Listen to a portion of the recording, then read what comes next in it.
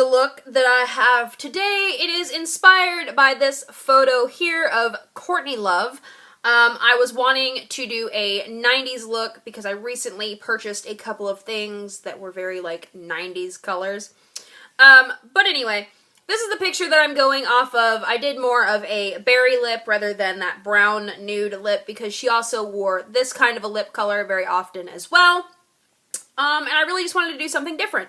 So, if you would like to see how I achieved this look, then please keep on watching. So to start things off, I'm going to go ahead and prime my skin per usual with my Urban Decay Naked Skin Illuminating Beauty Balm and my MAC Prep and Prime Skin Smoother Base. I am going to throw some of the L'Oreal Magic Skin BB Cream Anti-Fatigue in the mix because for this look, I'm going to try to avoid to do bronzing, even though my foundations don't necessarily match my skin. I'm hoping this will warm up my face enough to make it work. So now that I have turned myself a nice shade of Oompa Loompa, we are going to put on foundation, or better yet, I am going to put on foundation. And today I'm going to use the CoverGirl Ready Set Gorgeous in the shade 105. I think this is more than halfway gone. I use this a lot. I really like this foundation. And 105 is a little bit light for me now, but we're going to make it work, right? Don't you like how I just like draw on my face with this? So then, now that I have that drawn all over my face, I'm going to spritz my Beauty Blender with a little bit of Fix Plus. Not a lot. It was already damp, but I like to spray the Fix Plus on it. I think it does something different. I don't know. I just started doing it the other day and I liked it. Anyway.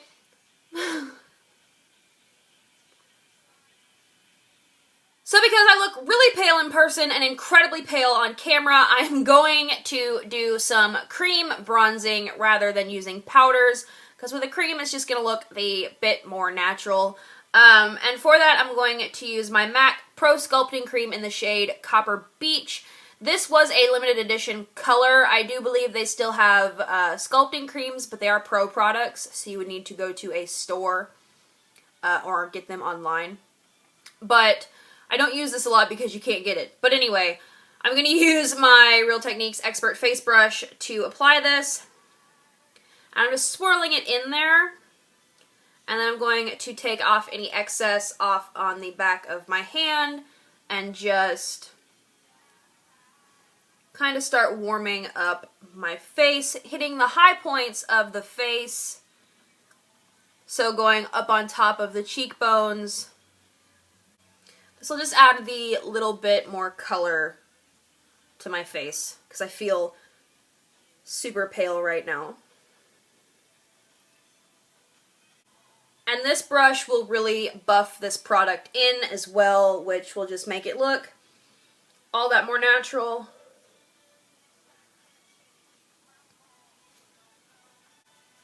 I'm bringing that down my neck as well just because my neck is for some reason paler than the rest of my body. So because I forgot to put concealer on before I started warming my skin back up, I went ahead and did that off camera because I was like, oh crap. But anyway, I used the Rimmel Match Perfection to hide any kind of blemishes and the Rimmel Wake Me Up Concealer to highlight and conceal under my eyes. Now that I am done with all of that, I'm going to take my Beauty Blender and spritz it again with some Fix Plus, and then I'm just going to go over everything I have done before I set it with powder and make sure it's super duper blended.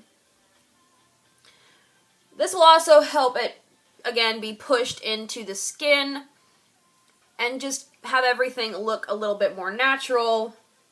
So I went ahead and set my face per usual, and I did my brows. Now, 90s brows are nothing like my eyebrows. Like, if I wanted my eyebrows that thin, I would have to block out my eyebrows. If you want a really good example of eyebrows in the 90s, Google Shirley Manson, who was, or is, the lead singer of Garbage. Ridiculously thin, very groomed and sculpted eyebrows. I don't have that. Anyway, moving on. So in the 90s, blush seemed pretty much non-existent on Courtney Love's very pale face. She's always been very fair-skinned, and she does wear very little blush still to this day. But in the 90s, if she wore blush, it was kind of a color like the Benefit Rockateur, just something to add the slightest bit of color to the cheeks, just a very light pink flush that would look very natural on her because she is so pale. So that is what I did. I just put a little bit of this on because I need blush, and I really just can't not wear blush. Anyway, moving on to the eyes, I'm going to be using this color here. This is a Pro Longwear eyeshadow from MAC in the shade Uninterrupted, and I cannot tell you how many times people have been like, that is such an ugly, ugly color. It is like this mustardy kind of yellow-brown, but I actually really like the way it looks on the eyes. So I'm going to apply this all over my lid, and what I'm going to use to do so is a Real Techniques domed shadow brush, and I'm just going to get this on one side of the brush, and then I'm just going to start packing that on. So we're going to bring this in around the tear duct, up into the crease, and all the way out around the outer corner. Then, using the same brush, I'm going to take that color under the eye as well, and I'm going to bring it down quite low under the eye because this is 90s grunge. It's not really pretty.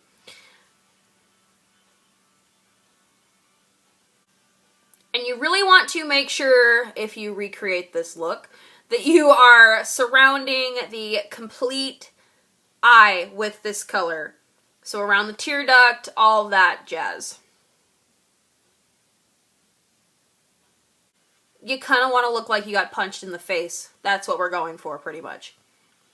So then I'm just going to take a fluffy blending brush and just kind of go over top of all of that and make sure everything is smooth and blended out. And as you can see, I took this quite high above my crease as well. You don't have to do that. I chose to. I think I'm going to go back and just get a little more color and take it right up under the start of my eyebrow as well. You don't have to do that. Remember, wear what makes you comfortable. I love makeup like this. Messy, just kind of slapped on. Then the picture I was looking at does seem to have some vague definition on the outer V area of the eye. So what I'm going to do is I'm going to use this color here from the BH Cosmetics Galaxy Chic palette. It is called Aphrodite. It's kind of like a purpley brown tone because it doesn't look purple, but it doesn't look brown. It looks somewhere in between. So I'm going to take some of that on my same brush, the Real Techniques Dome Shadow Brush. I just wiped it off. And I'm going to place that like there. And then take my fluffy brush and just kind of blend it away. Just so you get that kind of vague definition, but it doesn't really look like you tried all that much. Because you don't want this to look like too refined, because then it looks like you put in too much effort. And I don't think looks like this really have much effort behind them. But then I'm also going to take that and put a little bit of that on the outer corner of the eye as well. So then instead of applying like a kohl liner or something on the lower waterline, I'm just going to go back into my uninterrupted eyeshadow with a little bit of a smaller flat brush. And I'm going to apply the eyeshadow on the waterline. If your eyes are really sensitive, go ahead and skip this step, but I've been wearing makeup for so long at this point and doing crazy makeup for so long that my eyes just are kind of immune to it, I guess.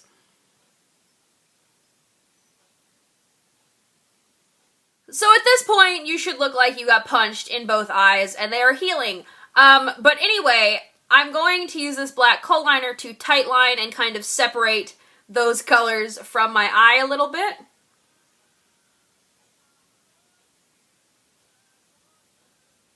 as you can see, that just kind of helps to separate the actual eye from the colors around it and make it look a little less bruised and like you got punched in the face. But anyway, you want to now apply at least 2 to 3 coats of mascara, like a lot of mascara. And for that, I'm going to be using the Voluminous Miss Mango Lash. So there's mascara, and I completely forgot to do contouring. And for this, I'm going to use my MAC sculpting powder in the shade Sculpt and my contour brush. And you don't really want to bronze, that's why I was trying to avoid bronzing. You just really want to have like that kind of gaunt, hollowed out kind of look.